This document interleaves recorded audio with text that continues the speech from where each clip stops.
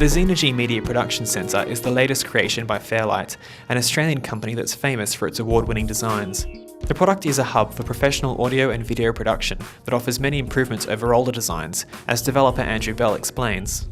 In our previous systems, we were able to do similar things, although this is more powerful, but we required a lot bigger surface area to manage that. And we also had to have a separate keyboard just to type letters when you needed to do that, which is not most of the time. And that was very inconvenient for users. So the team was presented with a problem. How do you reduce the system footprint without losing any of the functionality? The solution? Self-labelling keys. What's lovely about it is that you don't need a separate keyboard because these things can be the keyboard and the edit controller, and then some more. We wanted something that was a different type of user interface, more flexible, more programmable.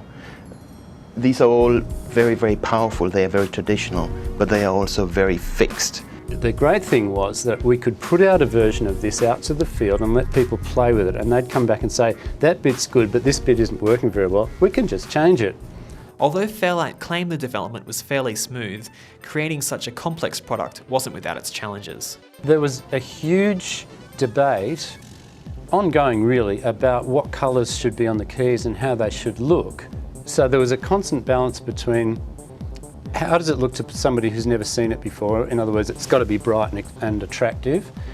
How does it look after you've been using it for a year? Do you still want it to be bright and attractive, or what do you want then? There's so many, what would you say, semiotic kind of input to that sort of thing, which governs to a great extent what colours and designs you use. We've done something that nobody else has done, and we've had to develop a lot of processes, manufacturing processes along the way to make it work. And there's certainly been some ups and downs as well. We've had prototypes that were making huge steps forward. We've had next generation prototypes that went completely backwards and didn't work at all. So there's been a lot of ups and downs. The most rewarding thing for me is when somebody sees those switches change and they go, wow. It's a very cool reaction, and it sort of like makes you think, well, you know, we're doing something worthwhile.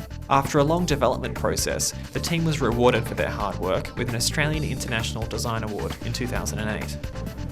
We've been very lucky in winning the ones we've done. We've gone up against really, really tough competition.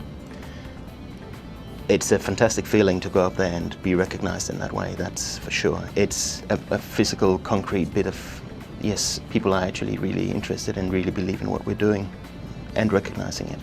Some of our recent successes include a 40 system order from Japanese broadcaster NHK.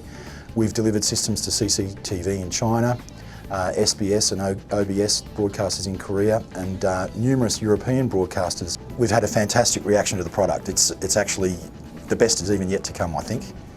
After seeing Fairlight's reception area packed with awards, we asked them what they believed was the secret of their success. We hire people that not only are R&D gurus in their field, but they're also passionate about the application of our products. Most of the people around here, we could sit them in a recording studio and they could go and make a hit record. I don't think there's one normal person in the place. They're all just completely insane. They're all very dedicated. They're all very different. It's a bunch of really good, very strong, very creative personalities.